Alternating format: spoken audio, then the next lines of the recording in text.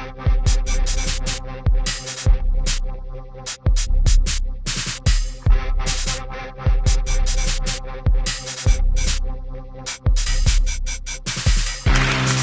ordered every federal agency to eliminate rules that don't make sense. It's the usual French talk, stall and surrender. All scientists, dynamists, entrepreneurs, the cultural soul of the nation. You Americans have given us nothing. The sense grows very evil. Make our planet great again. Welcome back to the Royal Palace Podcast. We're here for another special episode on the collapse of France's government. It really feels like we just did this, doesn't it, Patrick? Because we did. The last episode we did was a special on the collapse of France's government on September 17th. Yeah, so we're 3 weeks ago. Yeah, not even a month away from that. And so that would, in case our listeners have forgotten, as I forget very often, the last government was under Bayrou. Francois Bayrou, yes. He survived, 3 months? No. He lasted for about 9 or 10 months, right? He was yeah. Sorry, I was thinking of Barnier. So Barnier, who set a record as the shortest-lived prime minister at something like 89 days. And Lecornu, who is still technically prime minister, so he hasn't broken that record yet, because they call him the démissionnaire prime minister. He's still like the caretaker. And technically the next government could also have him as the head, but that's almost impossible. So he's very likely to break this record. But to clarify what we're talking about, and I'm sure that everyone listening has heard, although at some point this has to stop being news outside of France, right? At some point, if this happens like 2 more times this year, probably it's no longer a headline in the US or the UK. It's like... Yeah, it'd be a bit more like Bulgaria, where they'll be lucky if there's any mention of it in the international press. Right, and probably a pretty decent number of people who saw the headline, France's government collapsed, were like, I thought that already happened. Well, it did. This is a different one. Right, well, and also the difference is the international press isn't saying that the government collapsed. They're saying, France in crisis, France in turmoil, France on the edge of collapse, you know? Well, it is definitely a turmoil. But so we, on September 17th, we released an episode called Who is Sebastian Lecornu, about the new Prime Minister of France. And honestly, maybe we just shouldn't have bothered, because now we're going to just have to do it about someone else. So Lecornu's government has broken a record as the shortest-lived government in modern French history. And what's interesting is how this happened, right? Because normally you would do your so-called like a general speech, your general political speech, where you say what your government's going to do. We didn't even get that far. Yeah, he didn't even bother to do that because he saw what was going to happen, which was that it was going to get voted down. So he just resigned immediately, 14 hours after his government was nominated. And to clarify what that means, like, he was nominated as prime minister 3 weeks ago. But then the nomination of the government is another process. And that's what the parliament can vote down, right? Because nominating the prime minister is just up to the president. And so it was the government was in place for about 14 hours. Well, so actually, the thing is that the appointment of your government is something that the prime minister can just do. And then it is customary for there to be a vote of confidence after you seat your new government. That's not actually a constitutional mandate? No, to just see how everyone feels about it. But it was very clear that Lecornu wasn't going to bother with that process and just do his speech and hope that no one decides of their own will to do a no confidence vote. And it's actually because everyone said, hey, we're probably going to do a no confidence vote because you put in ministers who kind of look like the government that just fell, the Bayrou government, that, you know, even the right was not willing to give him a chance, it would seem. Yeah, it seems like what happened is that it was basically the same government. Almost all the ministers were the same, with a couple changes. And LR, the right, was saying we need, like, they were wanting a rupture. They wanted a break with the past just to make it more right wing. So they were demanding like a third of all the ministers be from their party, and more promises and concessions and so on. And for whatever reason, Macron and, well, technically Lecornu, but can assume that Macron was making all these decisions, decided not to make any concessions to them. And at this point, they were just fed up, which is surprising because they've basically done everything he wanted. They've become his little lackeys. But I guess at some point, the center right, the Republicans, were seeing that this is not doing them any favors electorally. Like their main competition is probably with the far right, and they certainly have the same politics as the far right, except that are Macron's dogs, and the far right is going to attack them for that. So I guess that's what happened, but it's not completely clear what was the internal decision making that led to them deciding to do this. But yeah, I mean, some people say it's kind of like a save face measure, where once it was clear that he wouldn't survive a confidence vote, that the far right, essentially told him, "Hey, we're not gonna support you, and you're gonna fall." But I'm not really sure how it's much less embarrassing for him that he fell of his own demission, like not even being willing to try the confidence vote path. I mean, even if it was decided, I just don't know how this looks good for him either way. But so since then, Emmanuel Macron asked Lecornu to try and make it work, which was, I assume, some sort of odd political play where basically Macron was like, "Hey, find a new government for me." And it turns out not that many people, except for the socialists and maybe a little bit the Greens, were actually into the idea of doing a new government with Lecornu. And apparently that was not enough. And so I guess that's what made Macron say, "Okay, fine, I'm going to pick a new prime minister by Friday." Yeah. It's now being reported that Macron says he'll have a new prime minister by Friday evening. So we're probably going to have to do another episode like this very soon. The question is, who is this next prime minister going to be, right? Because he's losing. Because even if you are a legitimate political figure, accepting this role is going to be difficult because you know that chances are you won't survive anyway, and you'll be forever tainted with this. So either you need to be a pure opportunist who's just in it for the retirement benefits, which, by the way, are still in effect until January 1st of this year. So Lecornu, who one of his big announcements as prime minister was, "I'm going to make it so that ministers have less benefits when they leave office because, we all need to tighten our belts or whatever." And so he did this thing where they would have less retirement benefits. They wouldn't be guaranteed a bodyguard unless absolutely needed. They wouldn't be given a chauffeur for the rest of their lives. But conveniently, that only takes effect from January 1st. So the next prime minister and himself will also get these benefits. So, read into that what you will. That's kind of perverse incentive. They're going to make it even hard. They have a hard enough time finding anyone who's willing to take that role. What they should more do is make there be a minimum you have to do the job. After 6 months, the benefit, that might be a good incentive to actually keep this government together. Because at this point, people are just being prime minister and minister because you might as well put it on your CV, even if you're only prime minister for one day. No, if we try and get the direction of the wind on all of this stuff, people really are unhappy with Macron. I mean, I heard the other week. Well, yeah, I mean, of course, but his approval rating is well below 20%, which is crazy. I mean, Trump and Biden both have ever descended to that level, as far as I'm aware, and people are clearly fed up. But that doesn't necessarily resonate on all sides of the political spectrum, where you have the leader of the Socialist Party, Olivier Faure.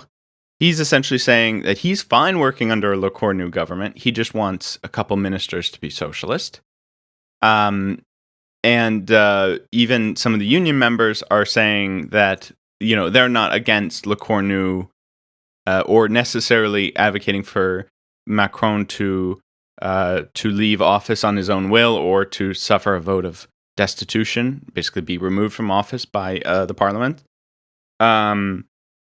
Which I find odd because it seems that everyone is fed up, including all the sides of the political spectrum, from the far left to the far right, and the populace. Well, it seems like what's interesting is that finally, even the people closest to Macron, the Macroniste, his insiders, are fed up. So Gabriel Attal, former prime minister under Macron, and Macron's sort of protege, the word on the street is that he's going to be the guy who's going to run as Macron's successor in the presidentials whenever that happens. He went on TV and said that he no longer understands the president's decisions, and saying that he, quote, gives the impression of having a determination to keep control. And then Edouard Philippe, another close Macron ally, who's also sort of the more likely actual successor of Macron in terms of like who's got a chance to be elected president from that political camp. He actually just went up and called for Macron to resign, although he said that it should happen after a budget is adopted, which might mean never. But he was very. Did you read what he said? He was very clear in saying, "I'm not calling for a chaotic resignation like the Insoumis are. I want an orderly resignation." But still, this is one of Macron's closest allies calling for his resignation. And then, very convenient of him that he only wants a transition of power after Macron were to discipline the entire country by imposing an unpopular budget. Well, he doesn't want chaos. But from the other side of the very narrow Macronist political spectrum, so Edouard Philippe comes from the former Republican side, and then on the other side, the quote-unquote left wing of Macron, you have another former prime minister. Jeez, how many former prime ministers does this guy have? Elisabeth Borne, who's the only prime minister that Macron has had who was from the quote-unquote left. She was a member of the Socialist Party. She went as far as to say that that Macron and the right should compromise with the socialists and maybe take a step back from retirement reform if that's the only way to placate the situation. She didn't actually say they should do that. She just said, "Ça vaut la peine de poser cette question." It's worth asking the question. I love it when we ask questions. Questions are... I mean, it's just like when you're in a crisis like this, you're long past posing questions, wondering things. Like it's just not at the, as they would say in French, the hauteur du moment. No, sure. But like, these don't seem like radical statements from Edouard Philippe and Elisabeth Borne and Attal until you realize that these are like, these are people who like, I assume when they're in public that when they're in private, Macron makes them sort of like just be on their hands and knees crawling around like dogs and doing whatever he says, right? These are his closest lackeys, and his closest lackeys are going to the media and saying that, that he should resign, that he should step back from his key policy of the past few years, that he's just clinging on to power, like Attal basically said. That's quite something. That's pretty bad for him. I think that another, well, not former prime minister, but former Macronist minister of justice, Éric Dupond-Moretti, said that he sort of attacked Attal and Philippe for saying this. He said, "The rats are fleeing the ship," which is a pretty good description of what's happening. I think that this might be the final meltdown of La Macronie, in the sense of like, not of Macron's personal willingness to stand firm. Again, it doesn't seem like he has any intention of calling an election, either legislative or presidential. But it does seem like the people around him are finally losing faith and are like, shit, how do we get out of this? What's our next? We need elections coming up at some point in the next year or two, even if it's not, an early election.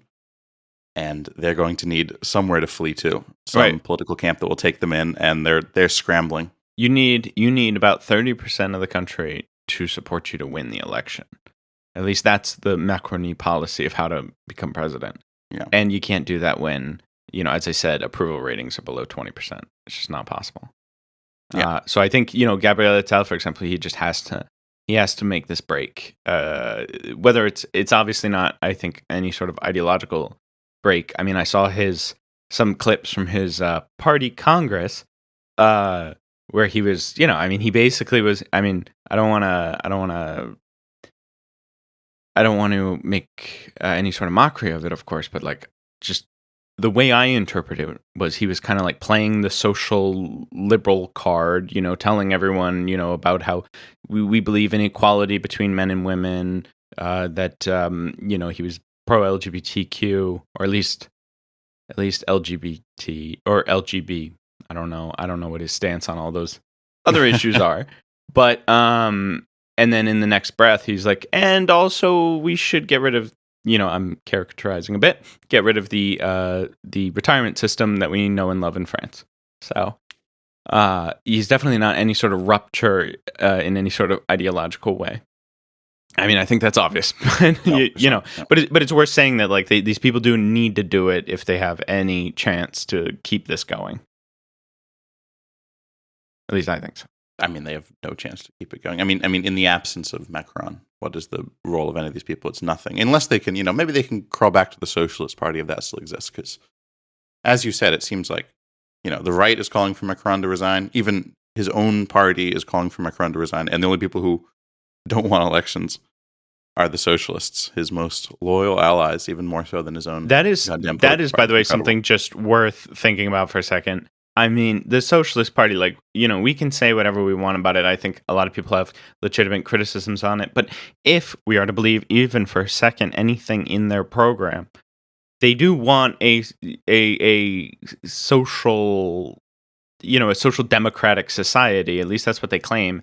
And their willingness to stand by just a remarkably unpopular president and government is I mean, it makes you, I cannot totally get my mind around it. Like, what do these people expect to get out of any of this? I don't really understand. I don't know. I guess, maybe it's just self-interest by people like Four that if there was a legislative election now, they've already burned the bridge of having any chance of sort of clinging to the popularity of other left-wing parties. And so they'd probably end up with maybe no seats in parliament. Like, they might disappear as a parliamentary group if there was an election. Like, I mean, they're that's maybe the probably people true. who have. I'm not sure why that'd be people- different in 2 years or in 2027, but Yeah, well, they're probably the people who have least to gain from, or like the most to lose from an election being called. I think also, obviously, the Macronists would have a lot to lose, and in general, probably everyone who isn't the far right would end up losing seats. But the socialists are the ones who are, like, I think, probably the only group that is likely to or disappear from parliament entirely. right. Let's be clear and for our would that be listeners. different in 2 years? Yeah, go on. Let's be clear to for our listeners. The three kind of options that we're looking at right now are Macron appoints a new prime minister and hopes once again that somehow this guy will survive. And He is going to do that, by the way. He's already. It seems he's definitely going to do that. But. right. But we get to 2027 just under several more prime ministers that are widely unpopular, and there's kind of just political instability as a result of a minority governments controlling France. The other possibility is that Macron, whether now or later, calls new legislative elections, and the far right gains spots, and the left will probably gain a couple. But ultimately, it'll probably result in a movement towards the right of the parliament. And as Liam alluded to, the disappearance of the Socialist Party. And then finally, the other third option, and these are all cumulable, these can all happen in a given order, it's that Macron steps down. And I say steps down and not destitution or impeachment, whatever you want to call it, because in order to get impeachment of Macron, which of the far left is advocating for LFI, La France Insoumise, even though I think saying far left is an abusive language, but whatever. That possibility requires 2/3 of both chambers. So we're talking the Parliament, like the House of Representatives, and the Senate. And the Senate, as we discussed on one of our earlier episodes, maybe France 101, not quite sure. We say that in order, the Senate is made up of an indirect election by all the mayors of France, of which there are many socialists, of which there's quite a lot of Macronists, quite a lot of LR, like Republican center-rightists, and I think it's unlikely that I find it hard to imagine that an impeachment would actually succeed. So I think it's really, does he step down because he's forced to in some way? So I think those are the opportunities on the table. So what we were talking about earlier when we were talking about elections, we were talking about the possibility of legislative elections happening. Yes, although he could also resign. It's possible. It's possible. I mean, again, people are even goddamn Edouard Philippe is calling for this now, so it's possible. But I don't know why he would do that before calling legislative elections, right? Like that would be yeah. So you're right. Those are the two main options. I have a thought, by the way, about why the socialists would want to wait 2 years before an election. And it's because I was looking at a poll for, what if there was an election now, a presidential election, that is. And so you have, by far the favorite, polling around 35%, is either Le Pen, if she is able to run legally. We did an episode on that. Or Jordan Bardella, who would be her replacement for the far right, for the RN, if she can't run. And the assumption is going to be Bardella. And at this point, Bardella is actually polling as well or slightly better than Le Pen. Like in this poll, they had Bardella at 35 in like a scenario where they ask if, in the scenario Bardella runs, and the scenario where it's Le Pen. And Le Pen 34, Bardella 35, which I figure is probably a meaningless, within a margin of error. But still, he's the favorite. And then second, you have Edouard Philippe, if Edouard Philippe is the Macronist candidate. If it's Gabriel Attal, he would be doing much worse. But I think it's likely to be Edouard Philippe. So he's the second. But then you have very near him, he's about 15. Very near him, you have Mélenchon, 14%, which, goddamn, that's sadly low. But, hopefully that would change over the course of a campaign. We also don't know that Mélenchon would run again. But anyway. And then right next to him, though, 2 points behind, is Raphael Glucksmann, who is a figure that we should talk, more about at some point. Especially, I'm sure we will if he does run, which everyone seems to assume he will. But he will. I don't think he's technically part of the Socialist Party. He founded his own thing called Place Publique a few years ago. But he would effectively end up affiliated with the Socialist Party. He's very much an anti-Mélenchon center left. A lot of people are saying Place Publique is now the Socialist Party. Like, it's almost like a coup from the inside, outside. Whatever. These, France is kind of weird with political parties, right? These things, I think it works different than a lot of European countries. The actual party doesn't matter so much, but that's the socialist space, if you will. And so he's polling at, 12%, not so good, but it does put him closely rivaling Mélenchon for the left-wing vote. And as we've talked about, there is a lot of anti-Mélenchon sentiment in France in general, but, especially on a big part of the, whatever you want to call them, center-left, bourgeois left, urban yuppie left, and that could, the point is that there is a world in which Raphael Glucksmann, in a presidential election, comes out on top or comes into the second round, because like that's obviously the big question. This has been the case for many presidential elections now in France, is that the question is not who will win, it's who will come in the second round and be against the far right. The assumption always being that whoever's going to be against the far right will win. That's no longer so clear. But it's still like, because you have Mélenchon, Glucksmann, Philippe, and Attal all sort of like polling pretty similarly than a few percentage points. A lot of things will happen between now and a presidential election, but any one of them could come out ahead. So I would bet that's what the socialists are really thinking is their way to remain relevant is, because legislative elections happen generally, on the normal election schedule, they happen a few months after a presidential election. It tends to be the case that the public votes for a candidate, and then that candidate's a party gets a lot of support in the legislatives. And so I think the socialists are hoping that there's some way that Glucksmann wins, or at least gets to the second round, and then it loses to Bardella, and then that allows him to be the one who's effectively forming the left-wing or centrist opposition to the RN, and that saves the guts of, saves the hides of Faure and all these other, socialists, politicians. I'm going to make a prediction that is not in any way a political opinion, but just like political analysis, let's say. I don't think there's a world in which we don't get assuming we get the far right into the first round or into the second round of elections, which I think we will, and we get like a milquetoast center left or or Gabriel Attal. I think there's maybe a question about Edouard Philippe, but I'm just talking about everyone who's not Edouard Philippe and not Mélenchon or not whoever LFI puts forward. If any of those people make it into the second round, the far right will win.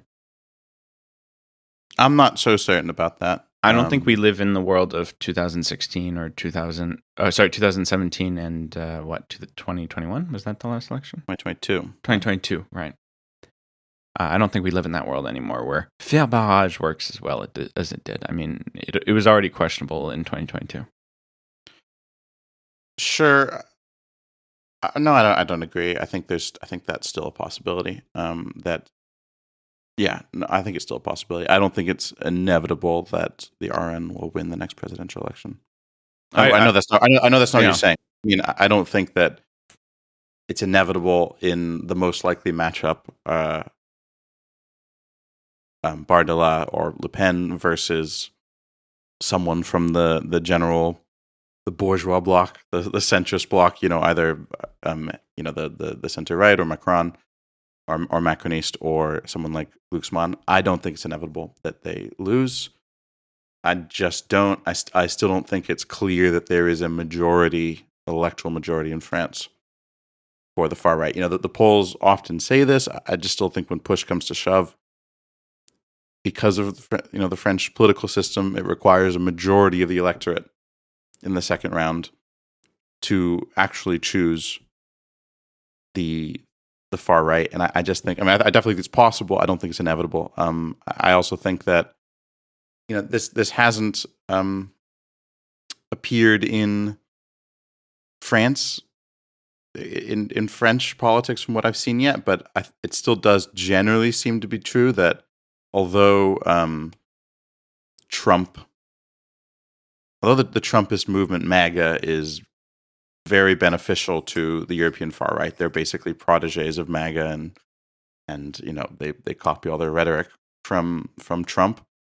I still think there is a sense in which Trump is harming them in many parts of Europe, just because it's turning people like the sort of polls they do, the Eurobarometer polls, are showing that anti-American sentiment is skyrocketing everywhere in Europe, and the far right in most of Europe. And okay, sure, Le Pen is maybe a little bit different than this general tendency, but the general tendency among the far right everywhere in Europe, here in Spain, for example, also in Italy, also in Germany, is for the far right to explicitly orient themselves as the Americans.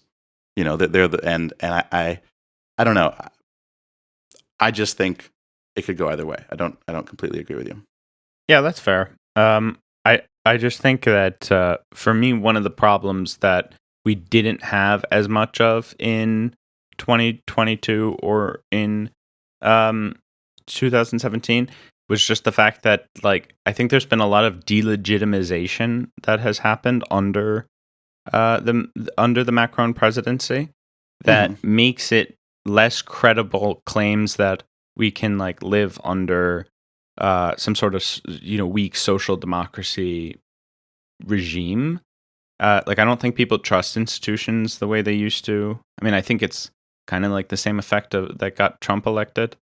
And Macron at first pretend, or at least gave the people the impression that he wasn't some sort of radical change from previous presidents. But I think it's clear now that I wouldn't say he's a radical change, but he's certainly accelerated things. I mean, we've seen his reforms of retirement, of unemployment insurance, and people have seen that things are only kind of getting worse under his reign. So I don't know. A lot of this stuff does come down to people's ability to market and to market their political project, even if it's not actually any sort of really different political project from that of Macron. But I don't know. I just don't think we're heading into the same kind of election that you and I have been here in France for in the past. I agree. It's also notable, however, that election will not have Macron in it. And that's probably a good thing for anyone who doesn't want to see Le Pen elected now, because so much of the hate for the way things are going in France has been directed to the personal figure of Macron. rightfully, but also that means that I think that it just being someone else could potentially give them a leg up. And of course, whoever it is, besides Mélenchon, obviously, but if it's Edouard Philippe, if it's the guy that LR are likely to run, Bruno Retailleau, the current interior minister, who is polling at 10%, or if it's Glucksmann, a bit less so if it's Glucksmann, but anyway, the far right will try to emphasize that person's connection to Macron, which in the case of Edouard Philippe, he was a prime minister under Macron, Bruno Retailleau, current interior minister. That's pretty damning. I wonder if Raphael Glucksmann could have slightly better shot. I don't know. It's hard to say. I wonder about that. And, polls will tell you one thing, what people will choose in these matchups. But I do think that the campaign matters in France. And it's like, if we take someone like Philippe or Retailleau, even more so, they basically support, especially Retailleau, all the same things that the RN does. And their only main difference being that they're aligned with Macron and aligned with, continuity. And I don't know who wants that, right? I guess there's some people who would just vote for that because they're against the RN. But surely for most people, it's like, do I want all the same policies and it's associated with this government I hate? Or do I want all of the same policies and it's opposed to the government I hate, at least in theory, although it repeatedly propped it up? I even though polls will tell you that Edouard Philippe has a better chance against Le Pen than someone like Glucksmann, I just wonder, how could that be the case? Why would you support? I would say Edouard Philippe is entirely a media creation. I mean, they have been banging on the 24-hour news channels. They've been banging on about Edouard Philippe ever since he was no longer prime minister. Yeah, no one liked him when he was prime minister. And he did try to distance himself a little bit from Macron since then. And I don't think he's been in government since then, has he? No, he hasn't. He made a whole thing about how he wanted to go back to his town or to Le Havre, right? His small city, and be mayor and lead a quiet life. I don't know. Yeah, I honestly find it inexplicable because if you remember from the Gilets jaunes days, nobody liked him for many reasons. But one of which was he was responsible for bringing the speed limit on country roads down from 90 to 80, which, by the way, I support. I mean, it makes sense. But ironically, this man had been flashed on the highway by an automated speed camera going 160 something, which is above 30 kilometers above the posted 130 kilometer speed limit. And, everyone was especially in the Gilets jaunes movement, really, you're trying to make us pay more while you just, you don't seem to really care. So I don't know where his popularity comes from other than just all the media channels propping him up, which, by the way, is an accusation people make about Glucksmann. Which is, the accusation is that some of the France Info people are really close to the Glucksmann campaign, and that there's some sort of agreement there to kind of prop him up. I'm not making that accusation. That's just one that's been floated specifically regarding Patrick Cohen, but I certainly don't know enough to I mean, of course, all these people are media creations. That's how you become a politician, right. Or that's how you become a politician that's not on the quote unquote extremes. But yeah, Glucksmann, I don't know.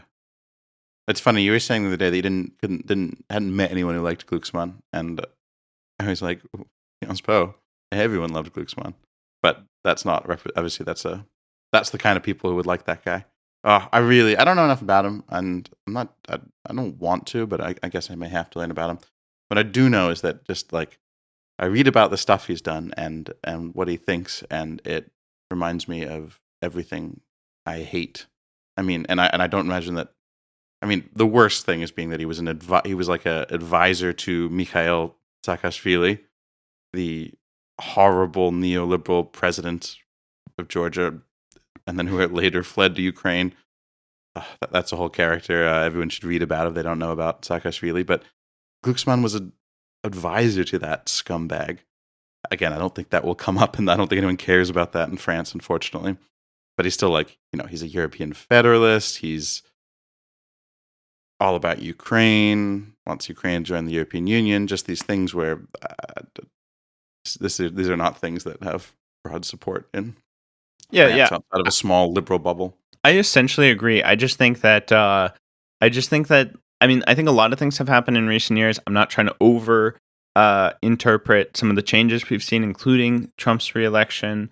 But I do think something has changed. I think it hurts these people that a lot of people don't get their media from the main channels anymore. Like, I'm not one of these people who's saying like, oh, alternative media, TikTok, whatever is like great or necessarily, but it definitely does hurt the ability to create these candidates and create and manufacture consent for these candidates when people just don't see these outlets as legitimate. And I think I think that is one of the big things that helped Macron in both elections, was just that the media channels can just go on and on about how, scaring people about the far right or the far left and making Macron seem like this reasoned, sage option.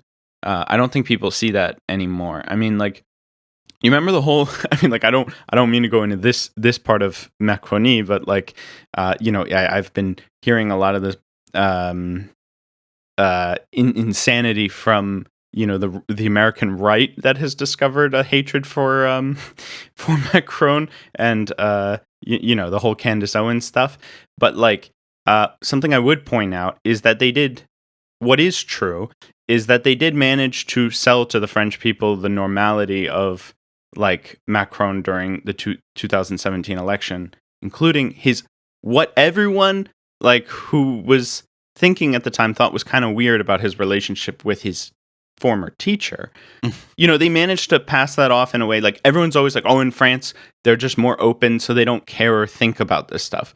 I don't know. I do think if it wasn't for the media making it somehow seem okay that he was in a relationship with a teacher he met when he was 14 years old, if they weren't able to manufacture that consent, I think that would have been a problem that for him in his election. But it wasn't. They managed to sell it to us as no. Actually, they met when they only began the relationship when they were 17 or whatever, or when he was 17. I don't know. I mean, it was a thing. People talked about it a lot. To be fair, there is a cultural difference in France about that. I mean, not about that specifically, but sort of about politicians having weird sex lives, and there is also a culture of people not caring about it. True. Which I is don't deny that. I mean, look at Hollande. Like, look at Hollande famously he left his long-term partner for a younger woman, and then he had an affair. Look at what was it? He left her, Ségolène Royal, who was his long-term partner. They weren't married, but he left her for a younger journalist. And then he cheated on that younger journalist with a actress. And then obviously Sarkozy also left his wife soon after becoming president and married a famous singer, Carla Bruni. And then, of course, the most incredible, although this is France of yesteryear, and I think things have changed, was Mitterrand having a whole secret family that was being paid from the state budget. Like, by family, I mean, like, with illegitimate children and stuff. And that all the media, in fact, everyone knew about this. Presumably his wife didn't. I don't know. Maybe she did. It is France. Maybe she didn't care. But the media knew about it, and the media all like sort of agreed not to say anything, just because it was sort of considered improper to focus on a politician's personal life. Well, which is so that there's definitely an aspect to that, but I'm just saying you could say Macron is worse because the whole package was sold to us because of kind of a media perception of who this man was, and no one ever kind of asked questions about like what was right. It was he always talked about his projet, what he wanted for France, but he never really sold us on anything concrete. And I think that's only because we were sold this image of him that, has completely fallen, and that's why his popularity has fallen. But you, just real quick before, I know we need to wrap up, but just because you mentioned paying people with your state budget, I do think that's also going to be. I think this is a pending issue for the Socialist Party, which is I'm sure you've heard about all the stuff. The note de frais for Hidalgo. So the I think mayor. we should do a whole episode about that, about her, and yeah. Yeah, we'll definitely do a whole episode about it. But like, just for our listeners, it's like I think it's a delegitimizing event for the socialists. Whether or not it brings us, it's basically that she was spending money that she was legally allowed to spend on, on really expensive luxury goods and stuff. So anyway, we'll get into that on another episode. But I do think like Hidalgo already had kind of gone through a sometimes coordinated, sometimes not operation of like delegitimization. But especially I think the Socialist Party's response to all of this, where they're standing behind her, and all the other, by the way, mayors of arrondissement who also have, I think, questionable spending habits on the state dime. Like, I do think that's going to hurt them. Whether or not people remember it by the time the next election comes up, I guess we'll see. Yeah, although it's questionable that mayors of arrondissements have any salary or state benefits. What do they even do? But I just wanted to say about what you were saying before that about Macron, real quickly, is that like that disillusionment with Macron you're talking about, I think that was already mostly there by 2022. Sure, it's gotten worse, but it's like no one had any. People had this bright, optimistic vision of Macron in 2017, but by 2022, whole disenchantment, it was still just like, the main thing that got him elected was him not being the far right. Yeah, but I don't think you can discount the fact that, and I know you're going to say, Trump was, when Trump was elected, but no, I guess Trump was elected in 2024. Jesus. Yeah, feels like it's been forever. But but I think you can't discount the fact that Macron's election happened, like his second election happened, kind of after COVID. Yes, which I think one meant you had kind of a tired populace. Because we can get into it. We should do a whole episode revisiting this one day. As much as no one really wants to talk about it, I think it's worth doing. But the relatively repressive regime that France imposed in the name of COVID, I think that did make people quite tired, frustrated, but not mobilized in any sort of way. I think the right couldn't really mobilize, the left couldn't really mobilize, people couldn't protest, like. Social action completely stopped under COVID. And all the anger that had been built up before COVID with the Gilets jaunes kind of was completely dispersed at this point. So I think you can't discount that from Macron's re-election. I disagree in that. I mean, I don't disagree with what you're saying about how that did stop, especially left-wing action. But I think the modern far right is increasingly a creature of internet mobilization, of being angry alone in your house where you haven't talked to your wife for years or whatever, and you haven't talked to your kids for years, being angry alone on the computer. Like, that's certainly how it is in the US. The right doesn't need the far right doesn't need any street mobilization, and I think that's increasingly the way it is in Europe too, including France. I don't disagree. Like, my point is indeed quite about the left, but I think Trump's election 2024 required COVID, but it also required, as the kids say, I don't even know if I'm using this term right, but it required them to cook over these several years. Like, I'm not quite sure if a 2022 election, Trump versus a Democrat, would have necessarily been so favorable to Trump. I think COVID was a big radicalizer for the far right in both France and the U.S. Oh, I do too. But I'm saying for it to turn into like a radically different election turnout, I think it took a lot of years of this stuff building up post COVID. I'm not sure, but I think that anger about the COVID restrictions in France peaked around then, probably maybe in 2021. I don't know. I'm not entirely convinced by the argument you're making, but it's interesting. I don't think the Gilets jaunes movement helped the far right that much, even though obviously obviously the Gilets jaunes movement and the yellow vests, we haven't done an episode about this because but anyway, they weren't a movement that emerged out of the far right or anything like that. They were kind of an apolitical and a rural thing, but they did end up like, I don't know, I don't want to say they got co-opted by the far right, but like the far right definitely used their rhetoric a lot, and a lot of the people who sort of became Gilets jaunes influencers on Facebook and so on were very much of the far right persuasion or went towards the far right. But I'm not convinced that the Gilets jaunes movement actually helped directly Le Pen a lot. No, I'm talking more about like hurting Macron in an election. Whether it those votes that are against him could have gone to the left or the right in a different context, especially one of less, I think, repression under COVID. Because think of what if you look at union activity before and after COVID, for example, or political activity even, it was all shut down during COVID. Yeah, basically all definitely. I Um, agree about the left, but still, just like the French political system means that this is a choice between two people in the second round, and like Macron, was overwhelmingly unpopular already in 2022, and yet 58.5% of the electorate voted for him. right, but that means there had to be people who didn't believe in him who showed up anyway, who had to internalize the decredibilization that I think is much further along today.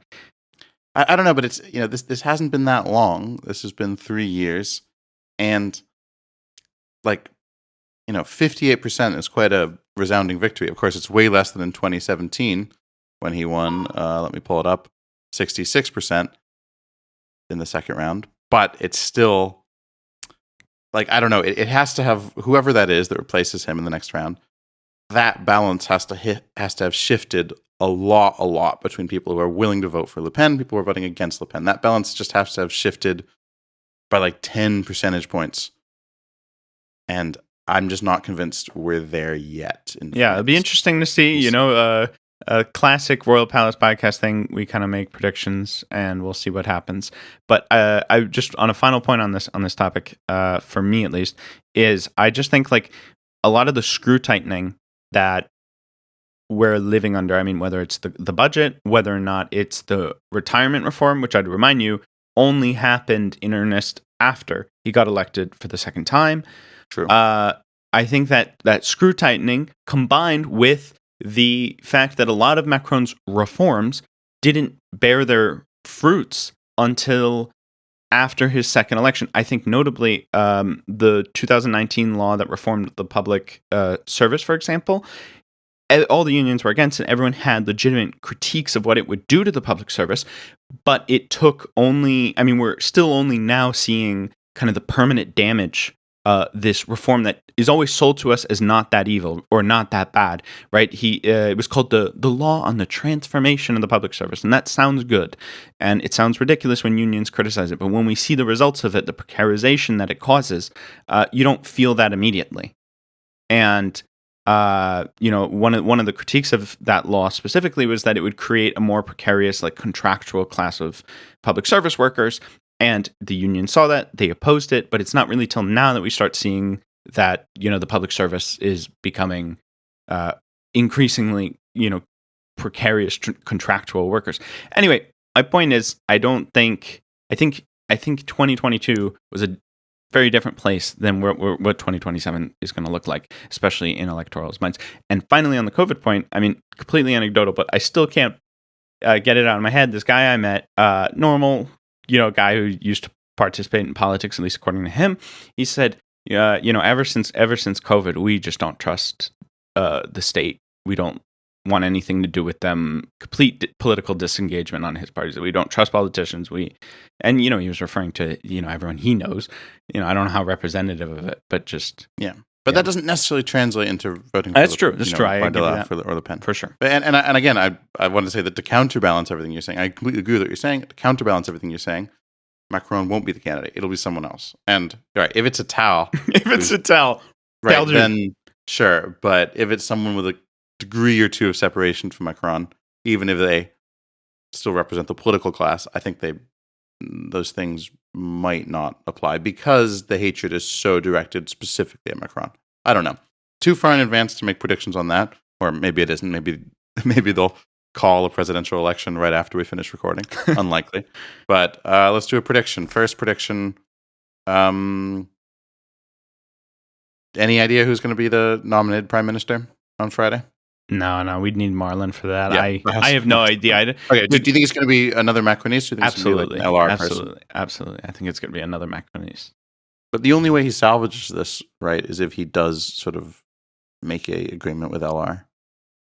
Yeah, maybe it'll be all right wing ministers or like all LR ministers. I couldn't tell you. Just let them appoint a government. Who cares? LR.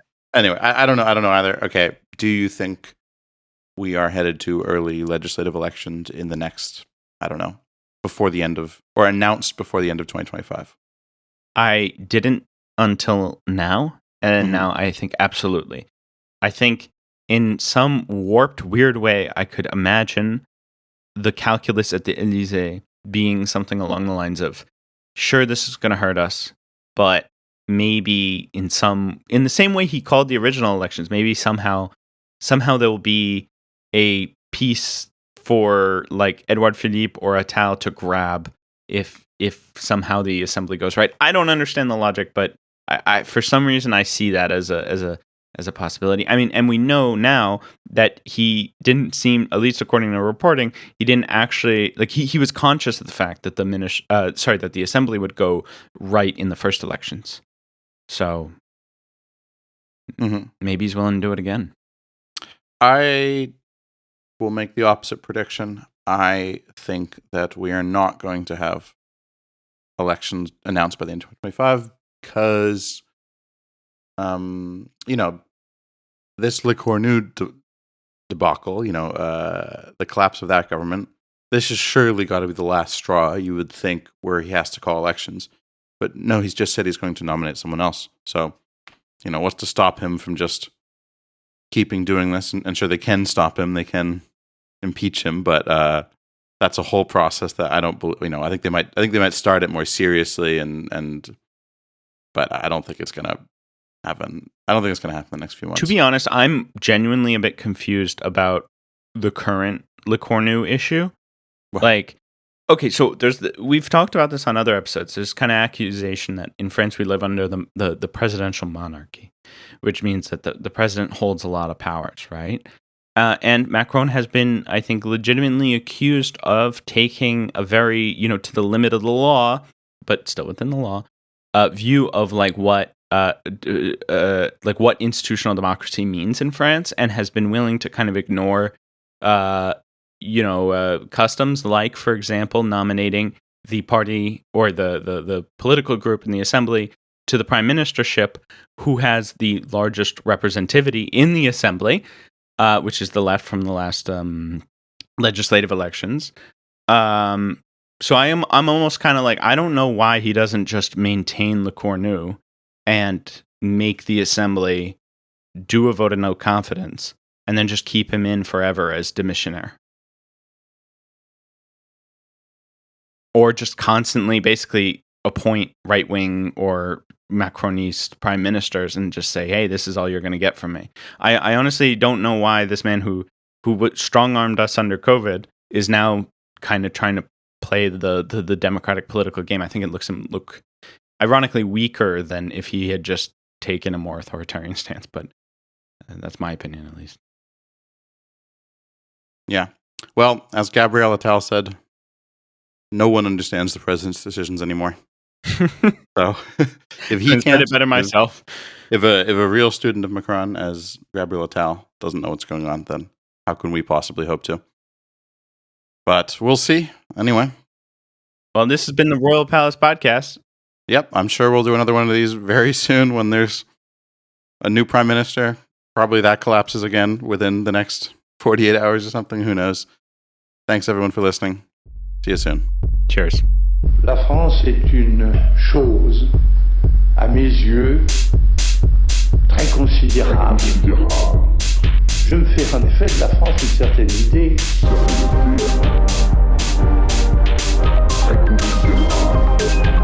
Je veux dire par là qu'à mon sens, elle est quelque chose de très grand. Je me fais certaine idée.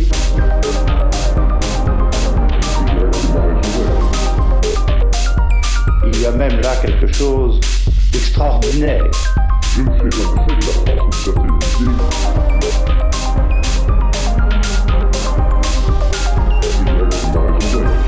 Il faut que la France joue son rôle, c'est exact.